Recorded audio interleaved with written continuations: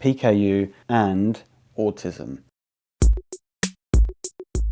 I'm interested to know more, and I'd be grateful if there are people who watch this video can comment on the video and share their experiences with it, because the more I learn about autism, the more I realize that it's a term that's used, but it's very difficult to categorize an individual and how it affects them.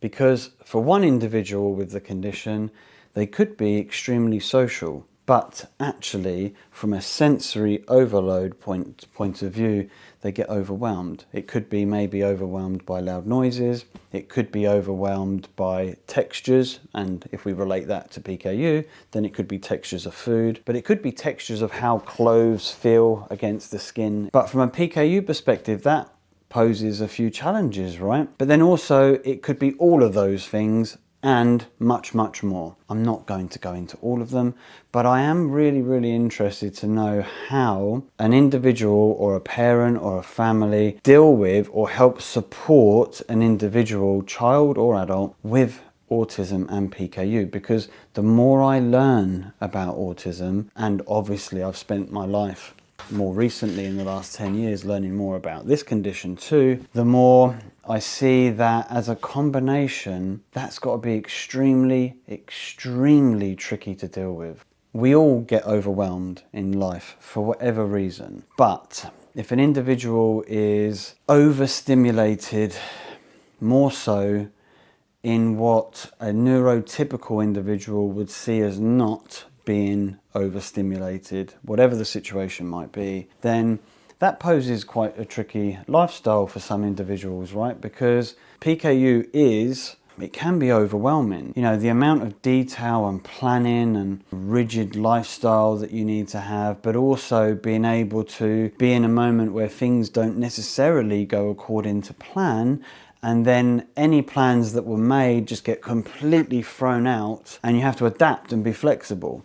And there'll be some individuals with autism where adaptability might be a bit of a struggle, especially if it's in the moment. So pre-planning and living a very structured life is beneficial to them. But I know, as anyone who lives with this condition does, things don't go always according to plan. And that's tricky, right? Because that's just like a normal daily occurrence, it seems. So I really feel for individuals who have both conditions and have had to find ways to live well with it. And I'm really curious that if you are a teenager or a young adult or an adult of my age, which is not a young adult, how have you lived your life? What were the challenges that you had to overcome, or maybe even didn't overcome and still struggle with daily? How does it manifest for you, living with both autism and this condition? And if you're a parent, how then have you helped your child to overcome it? Or what are the daily battles that you constantly face? I'm very fortunate.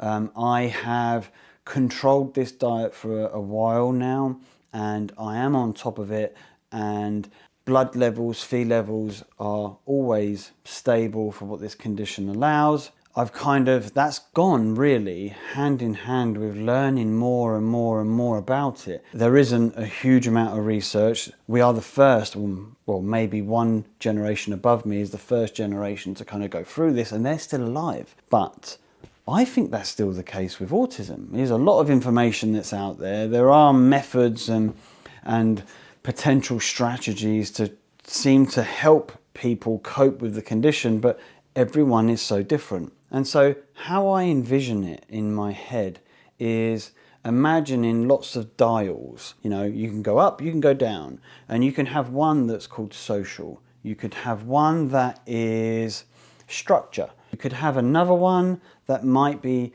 senses and overload or noise, or, you know, all the things I mentioned before. But for one individual, it could be incredibly high on one aspect but very low on the other, meaning this one is very easy to overstimulate but this one isn't, and it could be for someone else completely the other way round. And so it seems like that's got to be a very hard process to figure out, and it takes time then trying to develop the strategies too. However, if you're having to mix that in and battle with this condition, my God, that's got to be challenging. And the reason why I highlight this is because, you know, the PKU food is distinctively different. And if you've got an individual, child or adult, who only likes particular textures, well, gosh, that's going to be unique, isn't it? Because a normal individual has a whole wide range of foods to choose from, and someone with this condition doesn't. You know, there might only be 1 or 2 or 3 brands of, let's say, rice that you might be able to choose from, even if you have access to it, whereas a normal individual will have lots. It might be maybe that your child likes a particular, I don't know, gosh, rice pudding or cereal or breakfast, but there isn't that many choices to choose from. And what I'm seeing now is there are some products that are being discontinued, and my concern, regardless of why that's happening now, my concern is as more treatments come through for the condition, like for me, I'm on Kuvan or ciprofloxacin, as people respond to those treatments more, does that then put pressure on food companies to actually produce the foods that they're doing now? Because as profit maybe is diminished slightly, maybe because they're not distributing as many, this is really early days here, so I don't think there's anything to worry about now. But as we progress forward, new treatments will come through. And so does it mean that the range of foods that are medically available now will reduce by 1 or 2 brands? Or not brands, but types of food. I have seen it. Was it for profit? I don't know. Was it maybe for production costs, or was it because they were difficult to actually produce? Maybe so. But I remember even, you know, I think it might be a food product that was a burger mix, if I remember correctly. In the last year or so, I can't remember, that product was discontinued. I remember seeing online lots of people commenting on it, saying their children or their child loved it, and there wasn't really a replacement. Well then, for someone who maybe has autism, if a food is a battle and a struggle, then if they've started to rely on particular food products and they get removed, that's going to be really, really hard, isn't it? And I'm pretty sure that this is not really factored in when we look at how to treat this diet with these products. So I'd really like to know your thoughts if you have the condition, whatever age you are, or if you're a parent managing a child with it too. What strategies did you put in place? Is this something you think of as well in terms of food and availability? And how does that manifest and play itself out in your everyday to-day life? Because it's got to be quite challenging, but I'm sure there are ways to cope and learn and adapt your lifestyle accordingly. I don't highlight this to overemphasize how difficult it is, so it's a reminder. I emphasize this because I think it's probably worth speaking about, because managing the diet is difficult. Managing probably a child with autism has got to be difficult too, depending on where they are on the spectrum, regardless actually where they are on the spectrum. Putting the 2 and 2 together must be really hard. But then I would think it's probably very, very difficult to then educate the people around you, like school professionals, catering staff, doctors, people who make assessments for autism, etc., that to try to get them to see what you're experiencing on an everyday life, or what your child's experiencing, and how you need to understand and develop ways of supporting them, but also allowing the wider family or wider, you know, professionals like I've just mentioned, how they can support them too. Because then not only do they have autism, but they also have an extremely rare disorder in PKU too.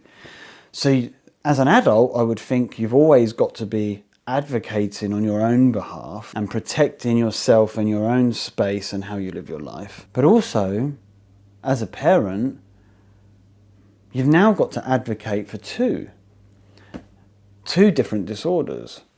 And that's got to be really, really draining. And I would think as a professional in the PKU world, from a doctor, or even, let's say, from a dietitian's point of view, that's got to be quite tricky, right? Because every case must be unique. And you don't have a whole range of food products to choose from and to recommend.